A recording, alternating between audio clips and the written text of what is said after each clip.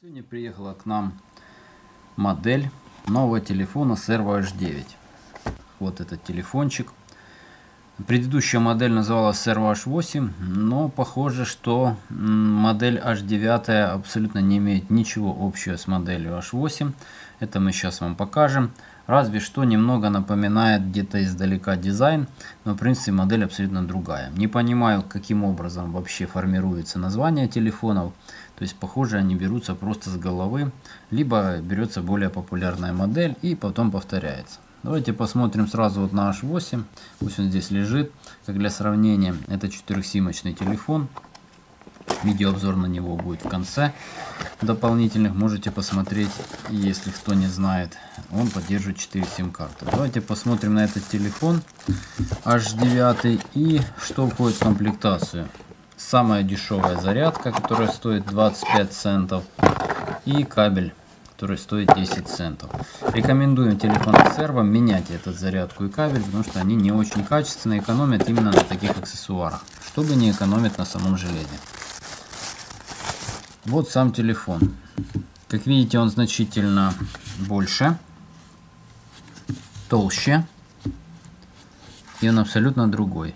Почему его называли Servo H9, вот мне лично непонятно. Хорошо, начнем работать. Давайте откроем, посмотрим. Такая вот наклеечка. Экран. Экран. Здесь больше экран, он длиннее. Логотип H9. Открывается данный телефон вот здесь. Открывается нелегко. Я так подозреваю, батарейка в нем обычные банки. Да, обычные банки. Литион полимерные. По 2200. Написано 4.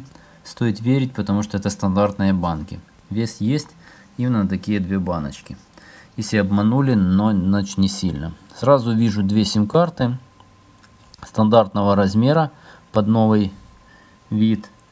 Также у нас есть карта памяти. Думаю, что больше 16 гиг ставить сюда не стоит. Большой динамик. Динамик на резине, а не на бумаге. Где часть вот эта сердцевина пластиковая. Так, какая-то дырка. Но почему это дырка? Сейчас попробуем разобраться. Так как этот телефон изначально сообщалось, что он имеет вентилятор. Вот нарисовано. Вентилятор и лампу. Вентилятор и лампу. Видимо, лампа находится вот здесь. Открывается она сбоку. И должен здесь спрятан быть вентилятор. Да, так оно и есть. Здесь спрятан вентилятор. И открытая лампа. Вопрос.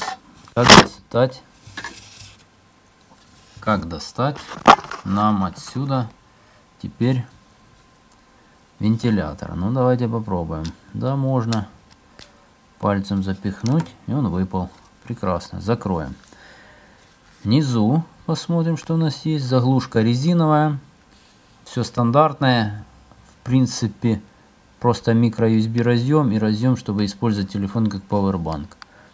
Центральная кнопка, видимо, кнопка включения. Фонарик есть. Ой. Фонарик есть. Но включается даже с... Ох, динамик какой. Ничего себе. Динамик реально громкий.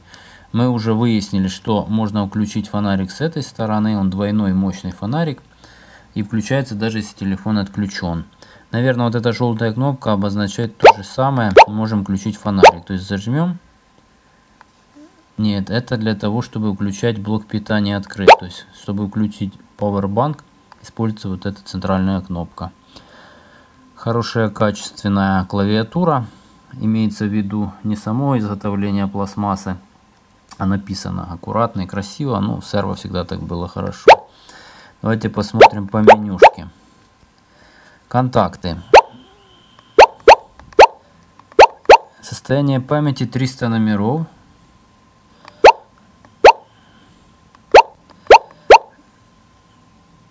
Так, сразу сделаю дисплей.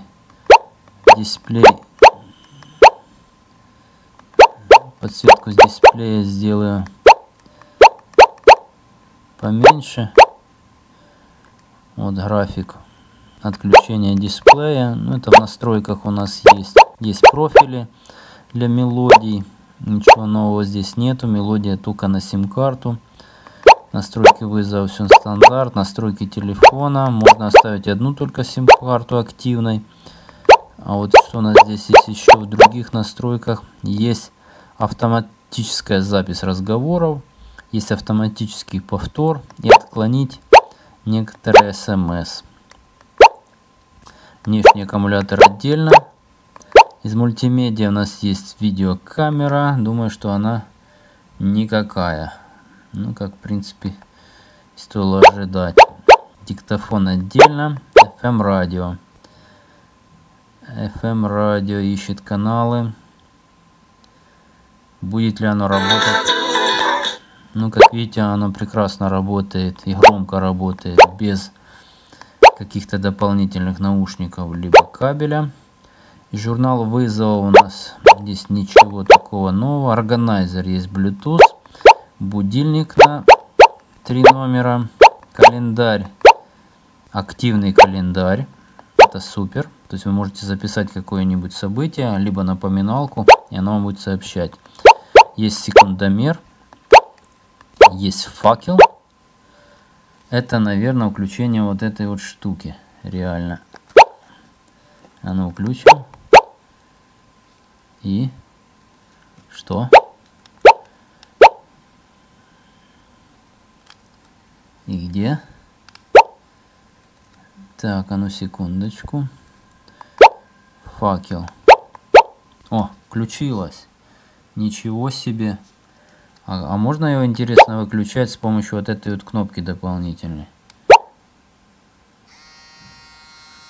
А, это вентилятор включается. Понял. Факел так вы не выключите. То есть вот эту подсветку. Ну, серьезная подсветка. Ну, давайте посмотрим, если отключить. Опа. Ага. Есть. Так, ну чтобы отключить, нужно воспользоваться функцией. То есть только назад, получается, вернуться в менюшку. В органайзер. Эти факелы отключить. Понятно. Вентилятор можно запустить отсюда и можно запустить сбоку. То есть надеваем вентилятор, вам стало жарко. Вы включили. Зажимаем. Не, надо выйти, наверное, в основное меню, зажать. Ух ты, целый вертолет. Да, все-таки китайцы умеют удивить, а бренд Servo так уж точно. Что только он не придумал для своих телефонов. Теперь еще телефон с вентилятором. Осталось только, чтобы телефон летал. Отключаем. Ну, как для поездок очень интересное решение. Легко снимается. И потом вы можете спокойно это дело запрятать назад. И подсветиться. Уже как бы практичный телефон. В этом плане что-то новое. Каждый раз что-то новое. Делаем выводы. Телефон большой. 7,3 диагональ дисплея. Большие цифры.